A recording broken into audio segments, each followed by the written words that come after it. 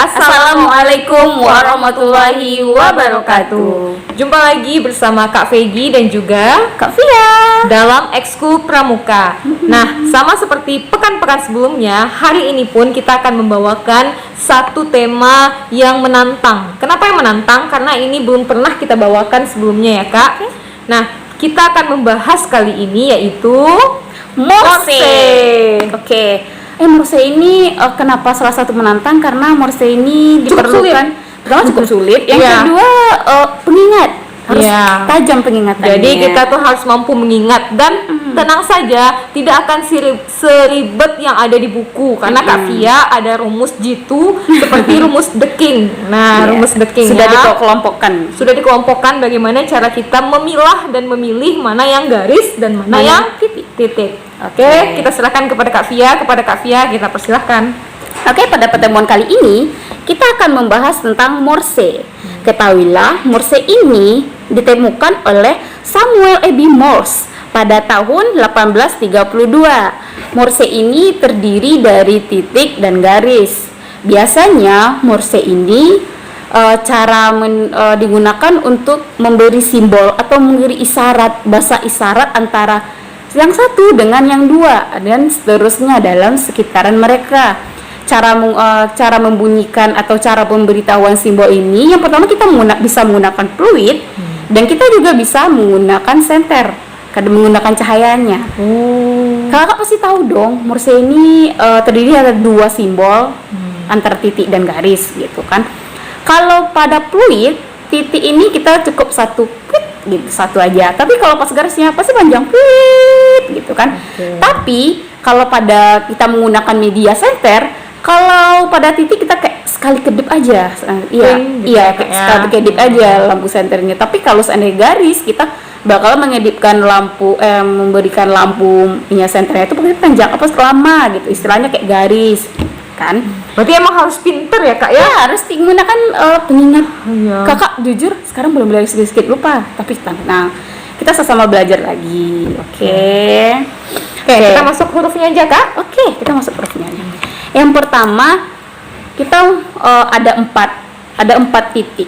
Ada titik satu, titik satu ada hurufnya apa gitu kan. Pertama titik satu, yang kedua titik dua titiknya, yang ketiga ada tiga titiknya, yang keempat ada empat titiknya. Yang pertama huruf E itu menggunakan titik satu. Kalau huruf I menggunakan titik dua, ada dua titiknya. Kalau huruf S itu tiga titiknya dan H empat titiknya. Jadi kayak EISH, E1, I2, S3, H4 itu titik. Oke. Kalau untuk garis 1 garis sampai garis 4 itu, kalau garis 1 itu T, huruf T. Garis 2 huruf M. Garis 3 ada 3 garis itu huruf O. Garisnya ada 4 itu ada KH. Dia satu penggalan langsung KH. Jadi KH itu 1, 2, 3, 4 gitu. Nah, kenapa KH Kak Via? Karena kan beberapa orang ada namanya kayak kalik.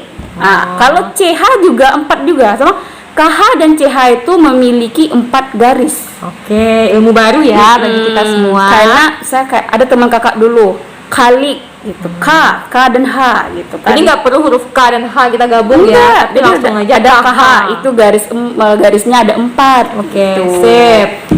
Oke, karena tadi kita udah mengetahui titik 1 sampai 4 apa aja hurufnya, garis 1 sampai garis 4 apa aja hurufnya.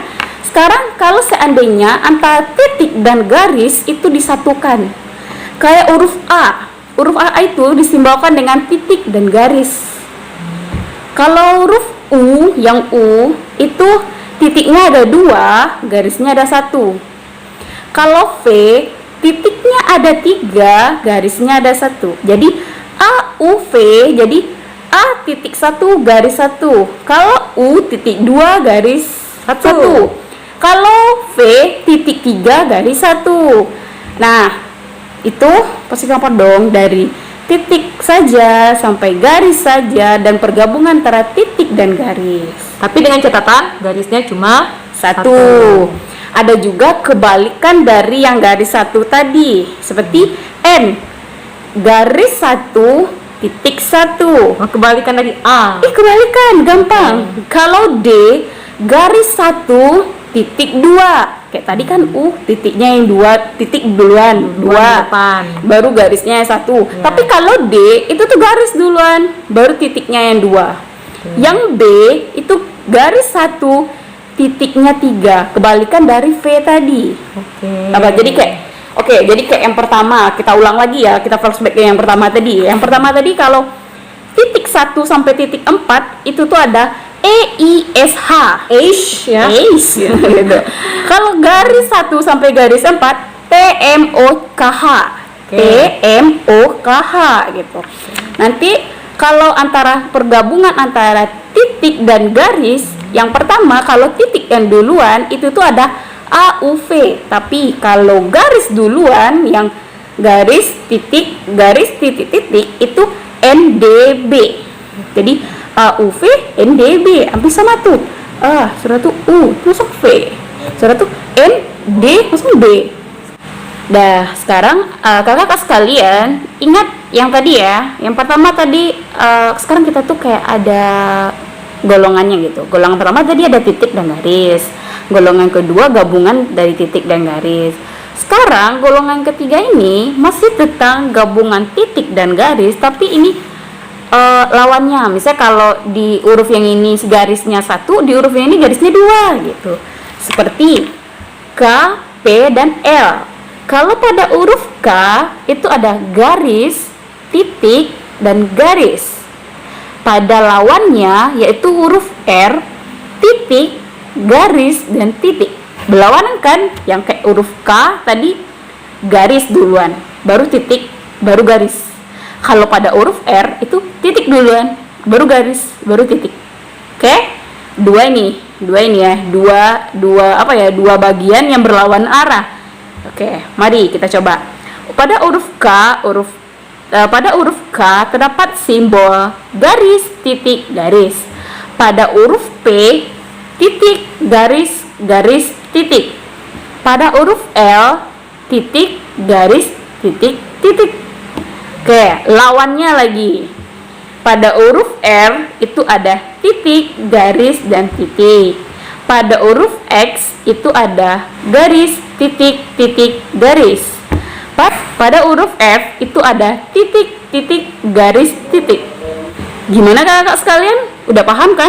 Kita kira kan tadi udah masuk 3 tahap loh. Nanti dicatat ya supaya tidak lupa.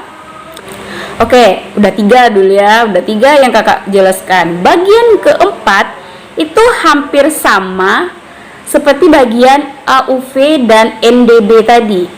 Karena dia kayak bercermin lagi hasil yang ditampilkan oleh lawannya. Cuma ada 2 huruf. Yang pertama huruf W dan huruf Y.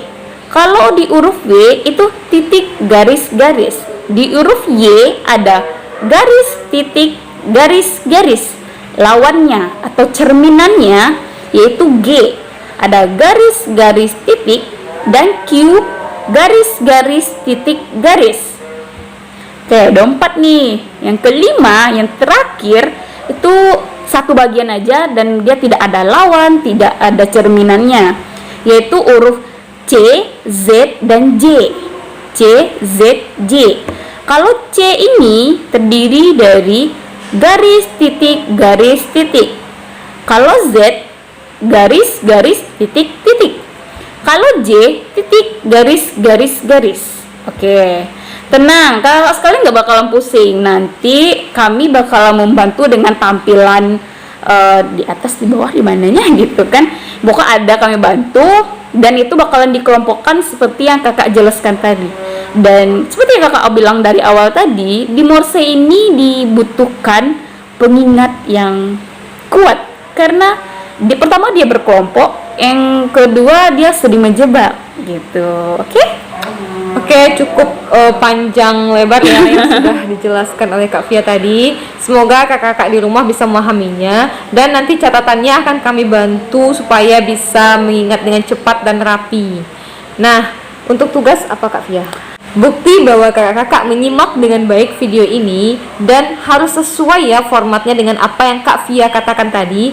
Maka kakak-kakak di rumah silahkan buat catatannya seperti yang Kak Via jelaskan dan yang seperti yang kami fotokan atau kami bantu nanti melalui tayangan video.